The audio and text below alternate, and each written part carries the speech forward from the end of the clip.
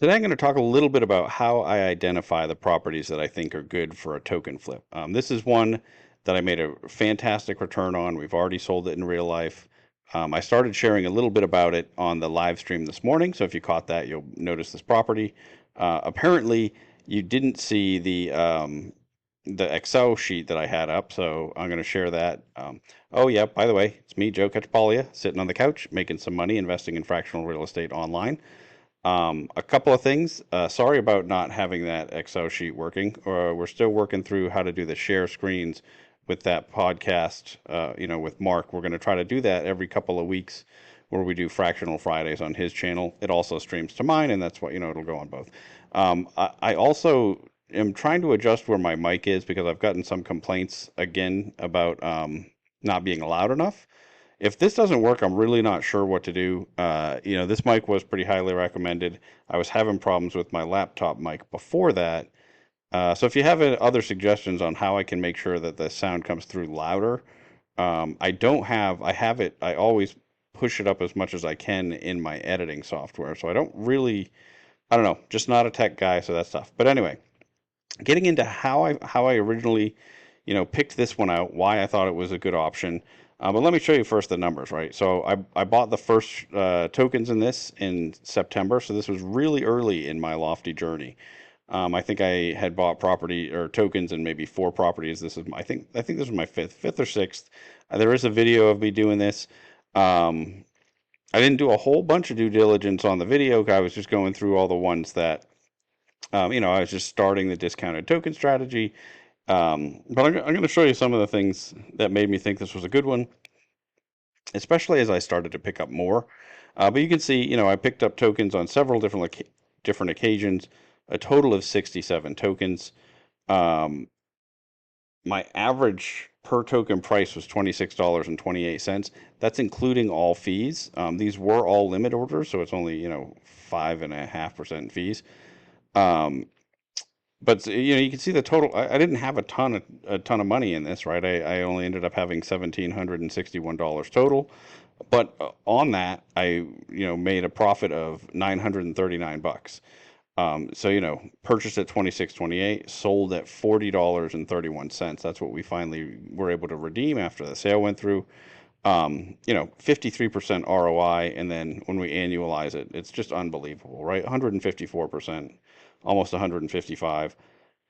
That type of return is really unheard of on something that, in my mind, this was, I mean, as close to a zero risk deal as you could find, as long as you believed, there wasn't just some overt fraud happening, right? And so let me show you what I had seen that made me think this was good. Okay, first of all, um, it was trading at.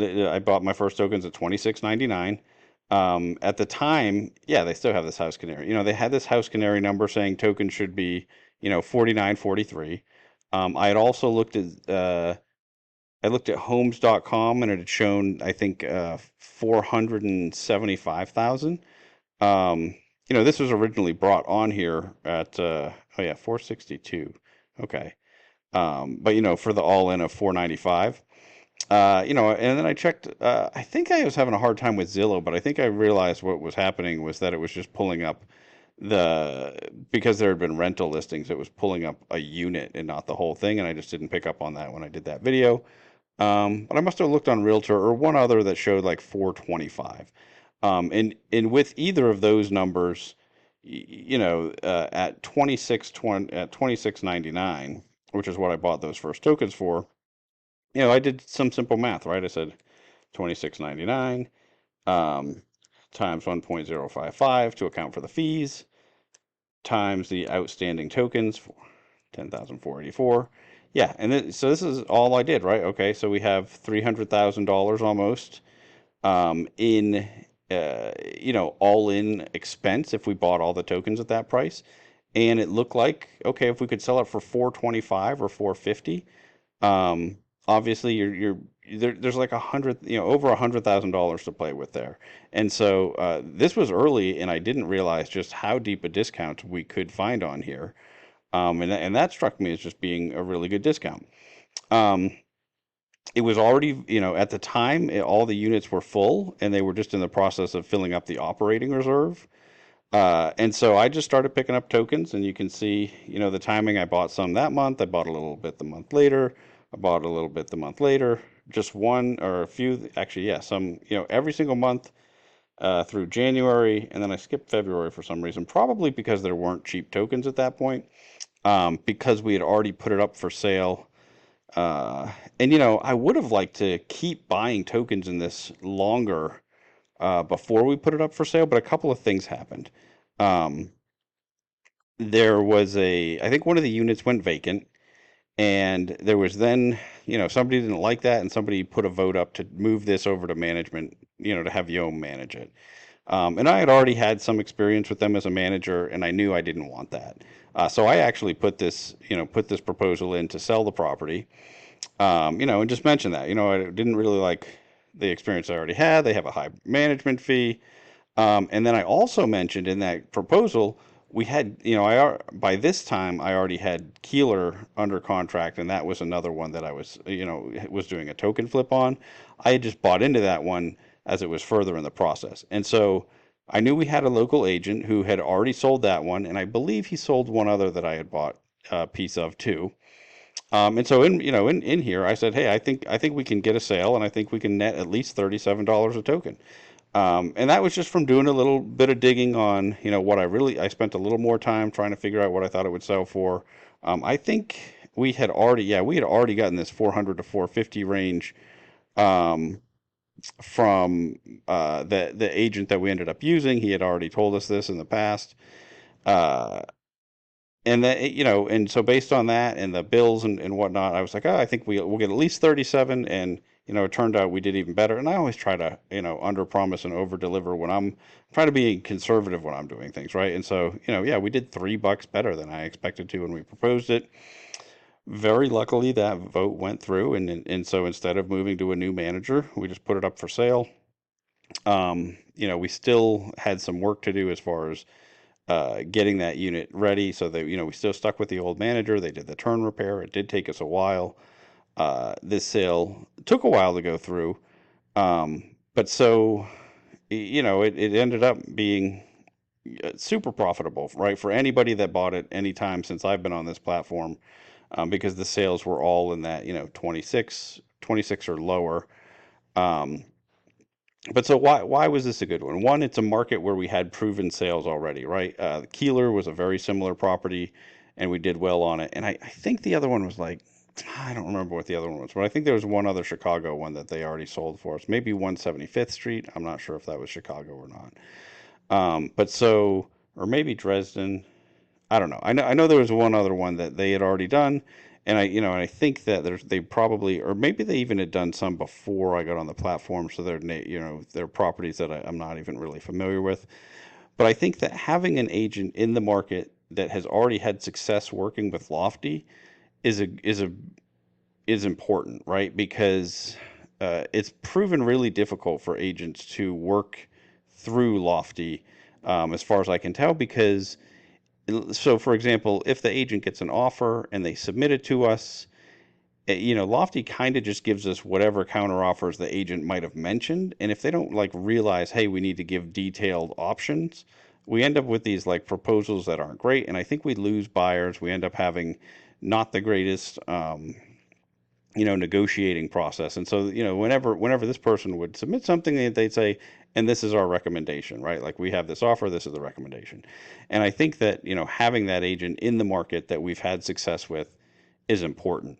It was also one that, had uh, very good, a very good discount to the real world value. I mean, that's the number one thing that I'm looking at or looking for. But another one that made this a good option for this is that it did have rental income, right? And so if the management change proposal hadn't happened, and we could have just, instead of doing that, we had, if we hadn't sold it then, right? We had just kept moving along.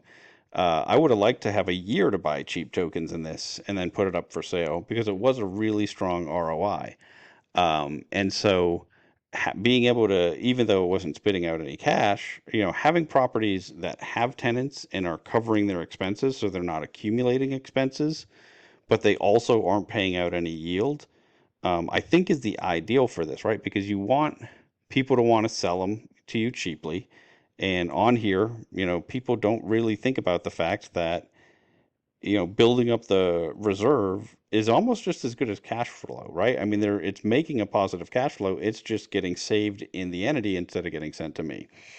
And so, if it can just continue to sustain itself while we're picking up cheap tokens, that's the ideal. And then if it starts spitting out some yield again, and then it's, maybe the tokens go up. I mean, that's a possibility, right? But so I think that's why some of these multifamily ones are working pretty well, because, well, and it didn't, this situation isn't, I guess, the greatest example because it didn't happen that way, right? I didn't get to keep accumulating tokens. But there's a few others that I have continued to buy over time, and that I am hoping we eventually, excuse me, sell for a big pop.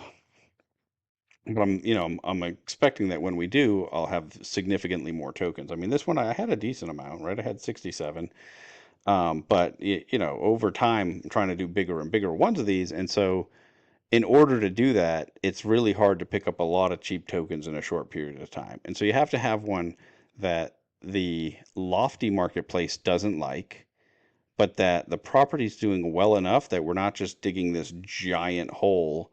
Like we don't just have so much debt that when you sell it in real life, you have all this debt to pay off. And you also don't want to be in a situation where the property doesn't have enough money to fix up the units before it sells, right? Like we're selling Penhurst right now, and that property is in terrible shape.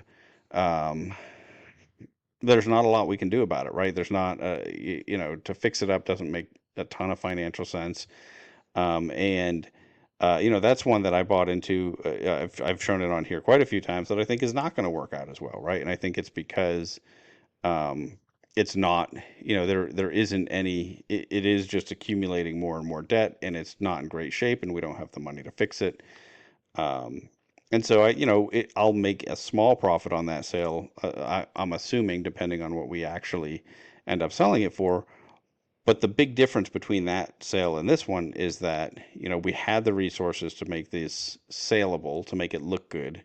It wasn't just, we're really stuck, give us your bottom feeding offers, right? Um, that's really it, right? I mean, having a big discount, being in a market where we have a proven agent, and if we don't, like some of the other options are to just go out and find ourselves a good agent in the market, but it's a little bit tougher. I've been doing that. I've been trying to find the agents for some of these sales, and it's really hard to convey to them exactly how difficult it is to work with Lofty as a client. Like our negotiating process, like I don't know if you haven't watched this channel for a long time, you might not know. I'm a real estate agent in San Antonio, Texas. Um, I do not want Lofty as a client, right? It would be, they are just the worst type of client to deal with where you don't get to talk to somebody who makes a decision. Everything having to go through as a vote is just really problematic. Um, but so, having someone that's proven that they can work with this model, I think is, just a huge benefit to us as a DAO. Um, and yeah, being able to sustain itself and actually fix itself up, to be nice enough for a sale, I think, I think the combination of those three things, obviously the bigger discount, the better. And then also too, I did look up this, average days on market and how long it took to sell properties in these markets because it doesn't do you any good to have a huge discount, but be in a market where it takes 6 months to sell. Because even if we do list it for sale and we have it up on the market for 6 months, the chance of somebody else in the Dow deciding, what, let's just rent it again during that time period, or let's just take it off the market and do something else, I think it's kind of high enough to be problematic. But that's really it. That's all the reasons that I had picked this one. It turned out to be even better than I expected when I went into it. I think there continues to be opportunities like this on the site. Some that are even bigger discounts, but are just not hitting, some of the other criteria quite as well. as far as being in a situation where they can sustain themselves for a while or and whatnot, or fix themselves up. But that's it. I just wanted to share that. This is I had started talking about it, and I didn't even get to actually share the sheet that showed you, like, what a fantastic percent return, and not a terrible amount of money for just sitting here on the couch and noticing some things up on this platform, and making a couple of typing up a proposal or two. I mean, it didn't really take a whole lot. um it's kind of easy money. So anyway, that's all I've got to say about that. If you're doing these or in some of these other ones with me, or some other properties that you think are a good have good potential for this, let me know. Put it in the comments, jump in the Discord, feel free to DM me. Um, in the description to this video, I have a link to our Discord. There's also a link to all the platforms I'm currently invested on. Uh, Please, do your own due diligence on those platforms and the properties on there. Don't just buy into them because I am. Now I think I'm really done. Till next time, I'm going to keep making mistakes so that you don't have to.